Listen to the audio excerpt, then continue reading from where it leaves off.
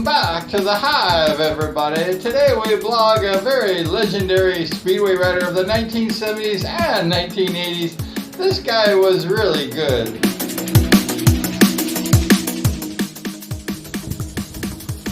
Let me introduce to you the one, the only, Dangerous Dubb Ferrell.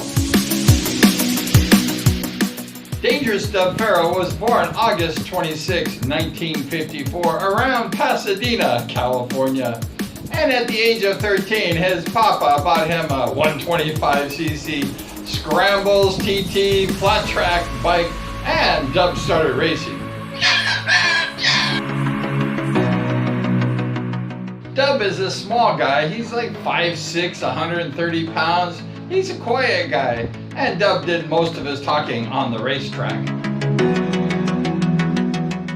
In 1970, at the age of 16, Dubb left the TT flat track world and entered the world of speedway.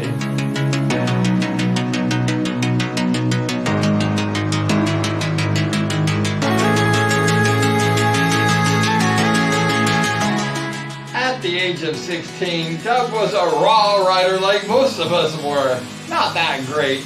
And that's actually where Dubb got his name, Dangerous Dubb Ferrell, because he looked a little dangerous out there. He was a little squirrely like most of us, and he was riding all over the place. So they called him Dangerous.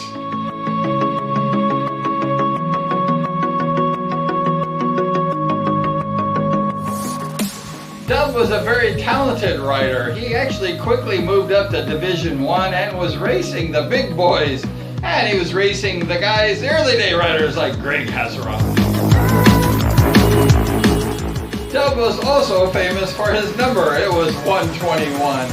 And also he had those blue flames on his helmet. They looked really cool. Dubb kept progressing as a Division I rider, and he was moving back further and further in the handicap division, and he was a 50-yard line rider, and he was winning the races too. And when Jerry Fairchild gave Dubb a full factory ride in about 1974, they painted those blue flames all over the speedway bike. At least one time, Dubb swept the program at the Costa Mesa Fairgrounds. He won all of his scratch and all of his handicap races. A total sweep of the program. 1974, Dubb was a top-tier rider. He actually raced in the 74 Bakersfield Firecracker Derby, and he won that event, only dropping 1 point.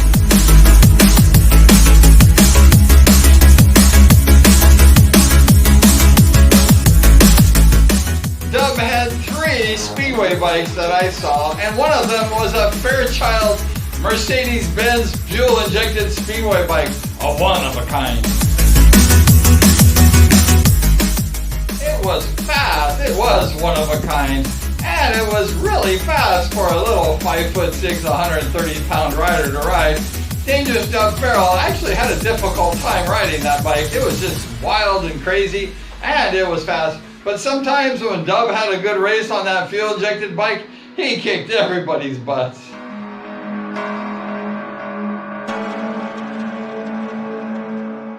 It was a one-of-a-kind speedway bike. It was an 88 bore. It was an 81.7 stroke bike with a magneto ignition, and it had custom cases built for that fuel injection.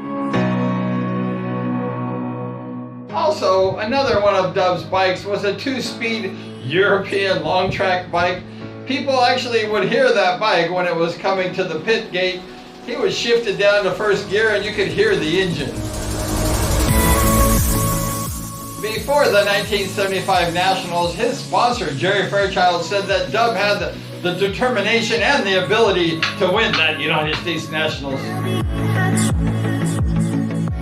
Jerry also added, he never lets up. He rides hard. He's a hard charger. He rides hard till the end of every race. In 1975 was Dubb's best finish ever in the podium on the United States Nationals. He finished second place next to Michael Bass. Dubb, being the good sport he is, he said that he was happy with a second place finish. but he would have been more happier if he had won that national championship. Just after that event, I met Dubb Ferrell through Ken Maley, the hot shoe man, and Dubb was actually my first speedway teacher. He taught me how to ride a speedway bike. Dubb was a really good teacher. He taught me how to ride a speedway really well. And through Dubb, I met my sponsor and his sponsor at the same time, Jerry Fairchild.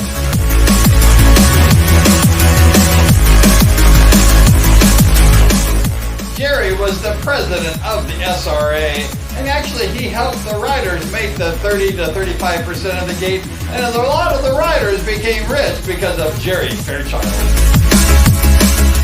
Dubb was Jerry's star rider, and Jerry always would tell me, "Bryan, you are my young lion."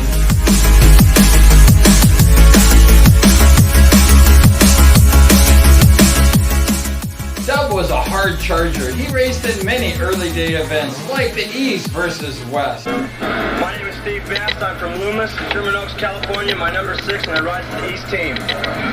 Hello, my name is Mike Bast. I'm out of Canyon Country, California. Riding for the West team. My number is 1.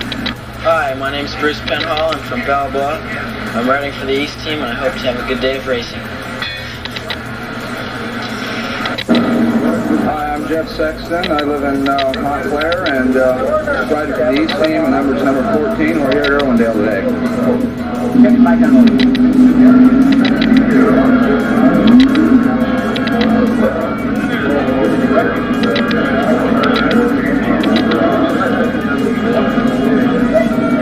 My name's Sonny Nutter. I'm from Topanga, California, number 19, and I'm on the Eastern team. Yeah. My name's Bill Cody. I'm from Garden Grove, California, and I'm on the Western team. I'm Mark Cherry. I'm from Reseda, California. I'm number 7 on the West team.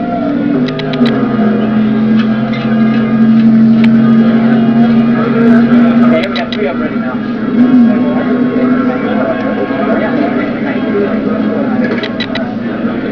Because we don't have to spoil that. Hello, my name is Rick Woods. I'm from Huntington Beach, California, and I'm here today competing on the West team. My number is number 2, and we'll see what happens shortly. My name is Larry Sean from Fullerton, California. I'm riding for the East team today, and we're going to put it on them. Hi, I'm Steve Nutter. I'm from Southern California. I'm going to be riding for the West team today, and I'm number 18 today. Thank you.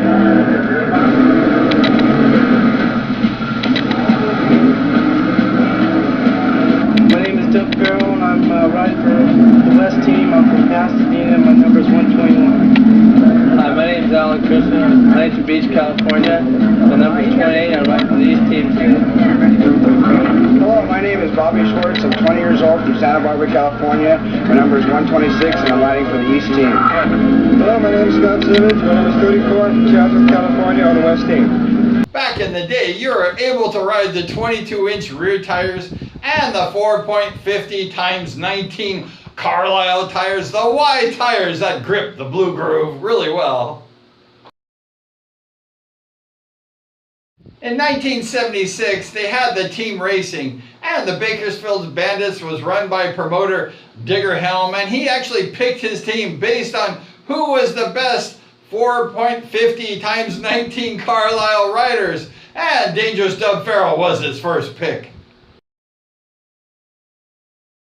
Bakersfield was a hard blue groove track. It was hard. I raced that track, and it was a good track for that 4.50 x 19 Carlisle tires. And the Bakersfield Bandits did really well at home in Bakersfield. They lost only 1 match the whole season.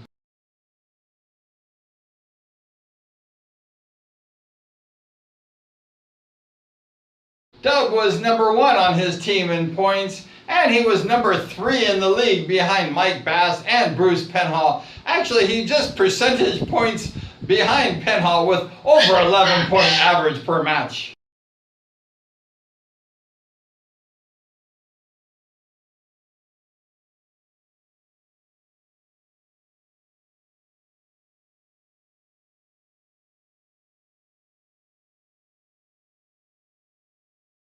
The Bakersfield Bandits were the champions of the National Speedway League in '76, and Dubb continued racing into the 80s, into the late 80s. Actually, he was on the podium 3 times in the 80s in 3rd place. 1980, 1982, and 83. He was on the podium at 3rd place finish in the United States Nationals.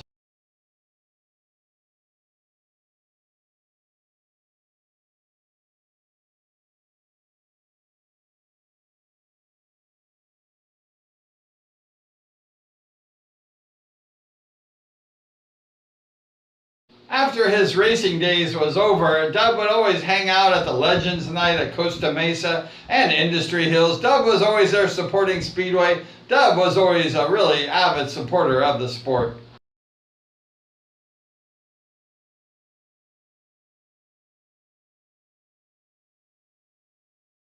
For the same year, Dubb had an open heart bypass surgery, and thank God he survived, and he got lots of well wishes and cards.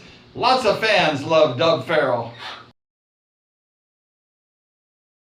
Christmas time 2020, Dubb took his vintage motorcycle to Terry Ike's tombstone with all the vintage motorcycle riders, the superstars of the old days, and they had a trail ride in Tombstone, Arizona.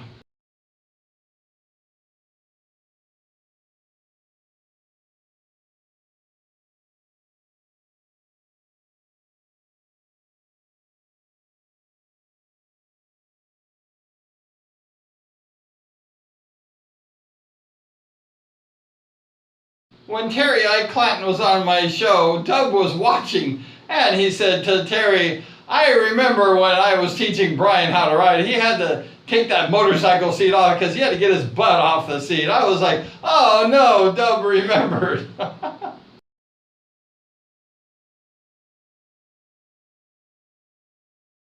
Dubb Ferrell, one of the truly amazing riders of the 1970s. He was just a great rider. And we'd like to get him on the show if we can.